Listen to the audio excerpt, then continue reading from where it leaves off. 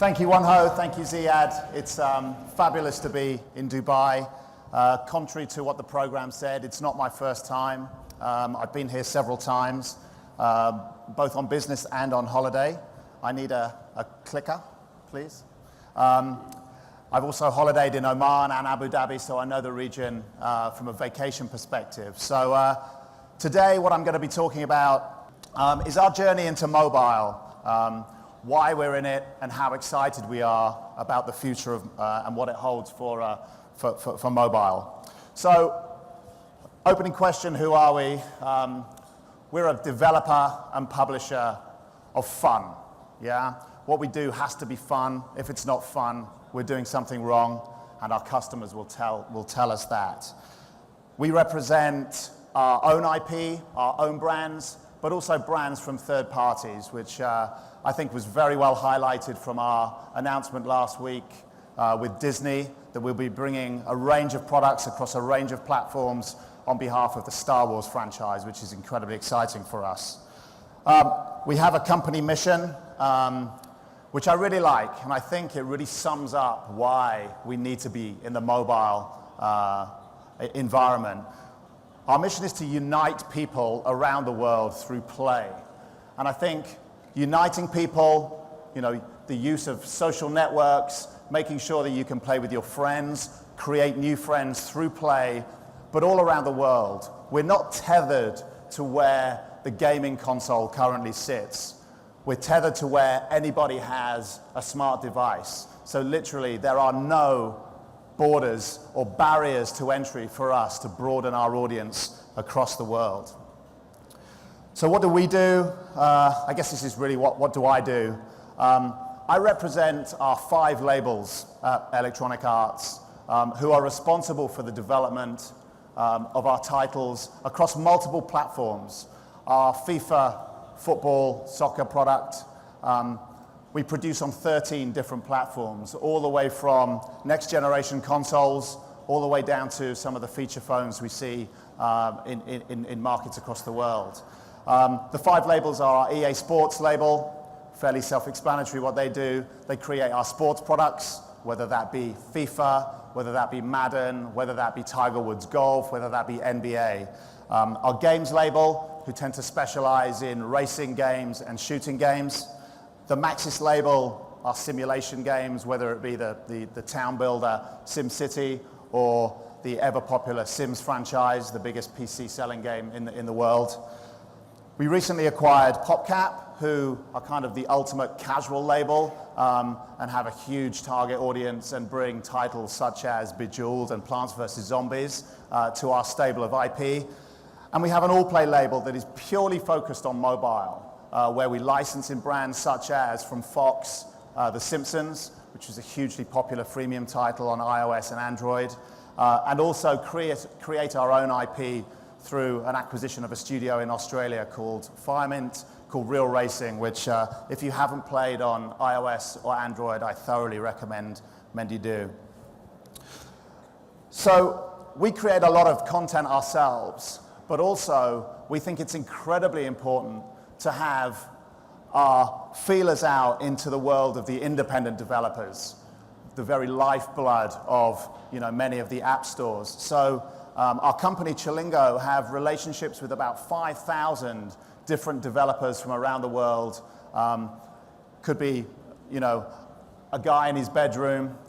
It could be a big outfit. It doesn't matter. And Chilingo will work with these either individuals or companies to bring their games to life. They will add polish, they will produce, but also publish and help market through the EA network. So it's a great way of us keeping our finger on the pulse of what's happening in the development community.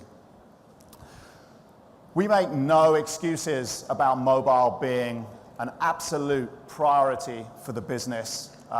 Throughout the business, throughout our labels, throughout our publishing organizations, throughout our studios. Mobile is a key priority, and I think Ziad he nailed it in terms of, we know why. The audience that we have access to now and in the future is almost limitless and ever growing. So we're not tethered by the number of consoles.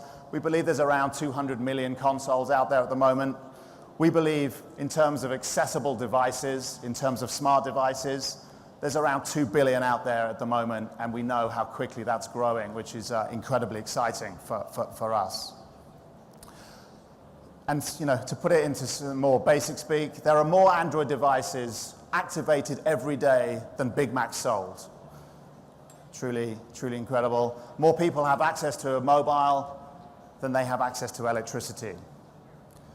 And Samsung sell more devices every day than there are babies born. So I think we know we're in a sweet spot here, and it's a market that we need to be in. So as a mobile publisher, we've had around 500 million downloads worldwide, which gives us an incredible audience of installs and the ability to communicate directly with those consumers. Gaming is not just for guys. Yeah? Anyone who's played Tetris or Angry Birds on their phone, we now consider a gamer, even if they don't consider themselves a gamer. The audience is very broad, and our IP and the brands that we bring to mobile really are split sort of 50-50 between the two demographics. And clearly, it's important to have some of the biggest brands.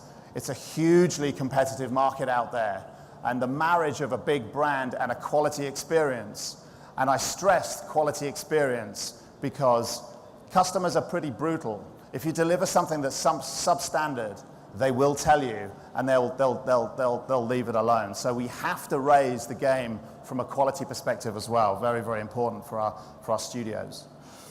I think, we all remember the Nokia 3310, and I think this slide kind of demonstrates how far we've come and just give you a little bit of insight of how we got there. So from playing Tetris on a black and white screen on the Nokia 3310 back in 2010, we've come a long way to the high definition console-esque tablet experience that our studios can now deliver.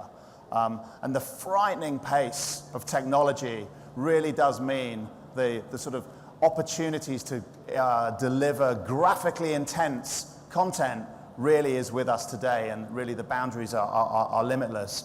But we haven't done it all on our own. We've done it via acquisition of studios, of publishers in different regions, whether it be in North America, whether it be in Asia, whether it be in Europe. And some milestones there. Clearly the launch of the iPhone in 2007 really opened up this market for us and got our studios very excited about developing for a new audience out there. And we're not alone. It's just a snapshot of some of the guys that we work with.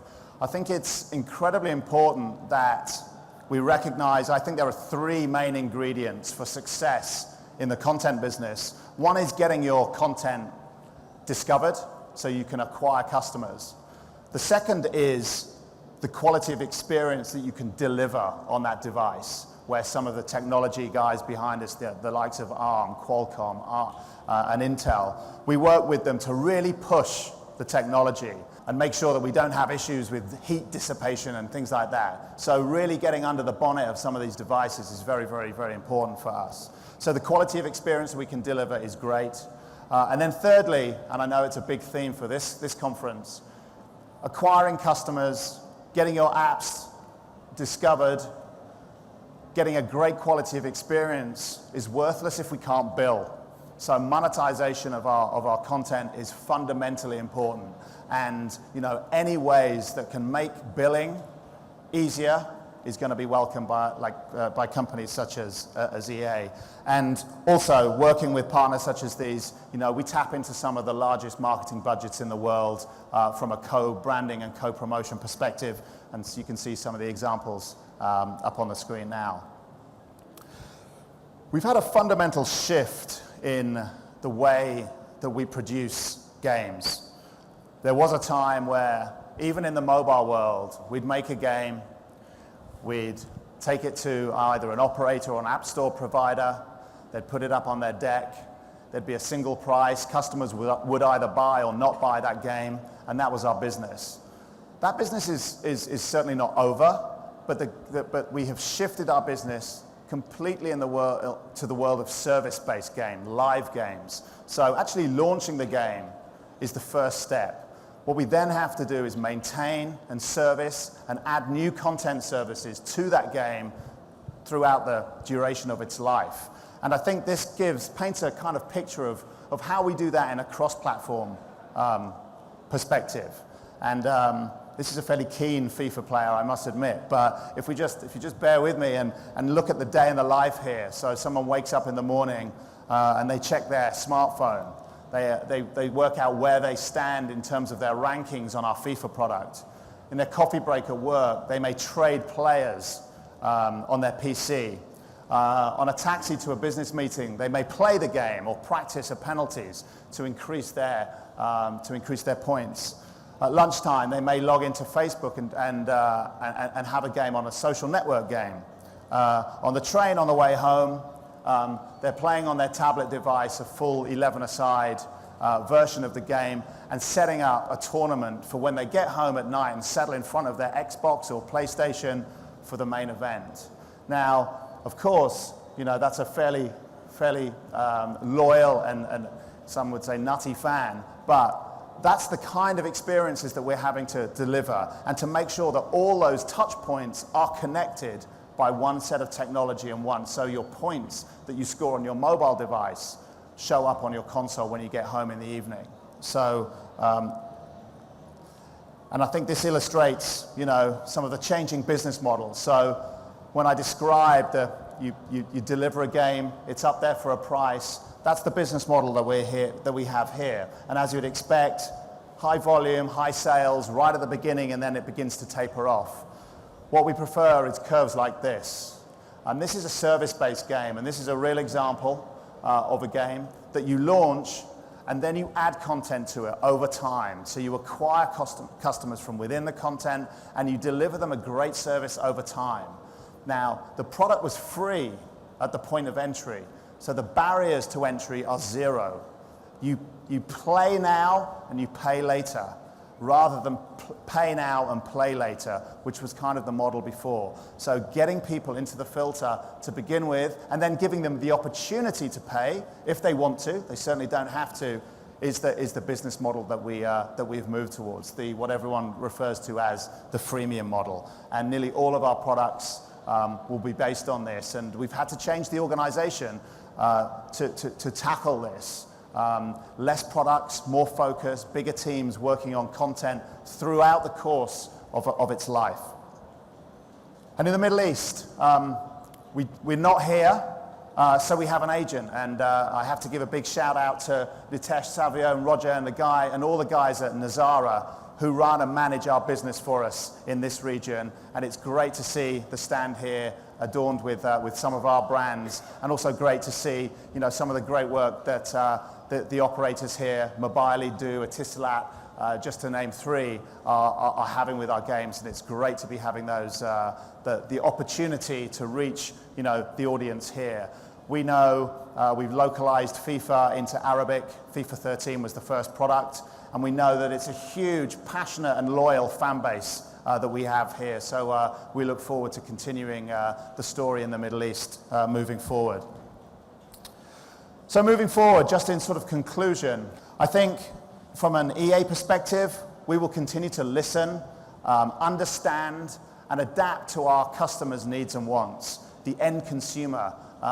They're very honest in the gaming space, and they will tell you what they like and dislike, and we will continue to adapt and tweak our services to create the best experiences that we can for those consumers.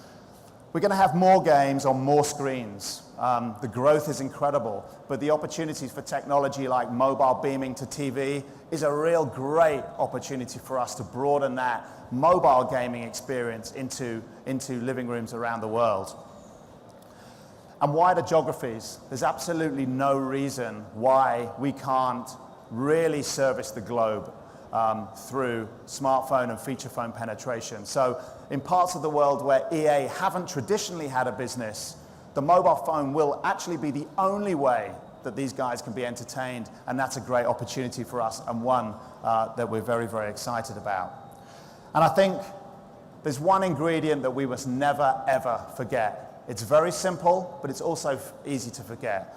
We must never forget that what we're creating has to be fun. If it's not fun, it won't work, it won't monetize, and our customers will go elsewhere. So everything we do, the way we behave, and the products that we produce and the services that we produce must always be fun. So with that, thank you very much.